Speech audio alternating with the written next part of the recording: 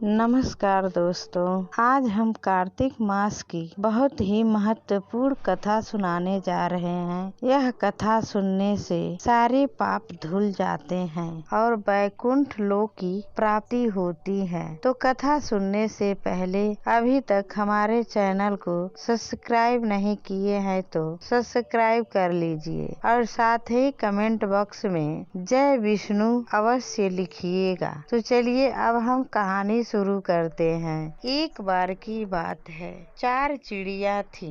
वह चारों ही कार्तिक का स्नान करती थी। हड़वा प्रतिपदा के दिन उन्होंने सोचा कि खिचड़ी बनाते हैं। सभी ने मिलकर घी, चावल तथा दाल का जुगाड़ किया और खिचड़ी बनाई। सबने सोचा कि पहले नहाकर आते हैं, फिर खिचड़ी खाएंगे। पहले एक चिड़िया नहाकर आई, बाकी नहीं आई। उसे भूख लगी थी तो उसने खिचड़ी की भाप खा ली। दूसरी चिड़िया आई तो उसे भी भूख लगी थी, उसने खिचड़ी का पानी पी लिया। तीसरी चिड़िया ने खिचड़ी खा ली। चौथी ने खिचड़ी की खुरचन खा ली। खाने के बाद चारों चिड़िया मर गईं और उनका दूसरा जन्म हुआ। जिस चिड़िया ने भाप खाई थी वह राजा के घर राजकुमारी के रूप में पैदा हुई। जिस चिड़िया ने खिचड़ी का पानी पिया था वह कुम्हार के घर पैदा हुई। जिसने खिचड़ी खाई वह ब्राह्मण के घर जन्म लेती है और जिसने खुरचन खाई वह हथनी के रूप में जन्म लेती है। कुम्हार की लड़की राजा के यहाँ दासी बन गई। ब्राह्मण की लड़की राजकुमारी की सहेली बनी। हथनी भी राजा के यहाँ आ गई। राजकुमारी बनी चिड़िया को पिछले जन्म की सभी बातें याद थी।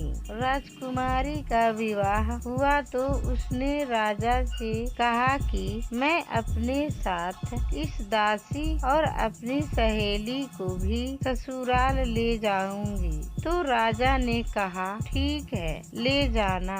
राजकुमारी फिर भी नहीं गई। तो राजा ने पूछा अब क्या हुआ, अब क्यों नहीं जा रही हैं? तब राजकुमारी ने कहा मेरे साथ इस हथनी को भी भेज दो, लेकिन हथनी जाने को उठी ही नहीं। तब राजकुमारी उसके कान में पिछले जन्म की सारी बातें कह देती हैं, जिसे सुनकर हथनी उठ जाती है और राजकुमारी के साथ जाने के लिए तैयार हो जाती हैं। राजा यह सब देख रहा था और उसने तलवार निकाल कर राजकुमारी से कहा कि सच बता तू कौन है, नहीं तो मैं तेरा सिर काट दूंगा। राजकुमारी ने राजा को सभी बातें सच बता देती हैं। पिछले जन्म की सभी बातें सुनकर राजा बोला यदि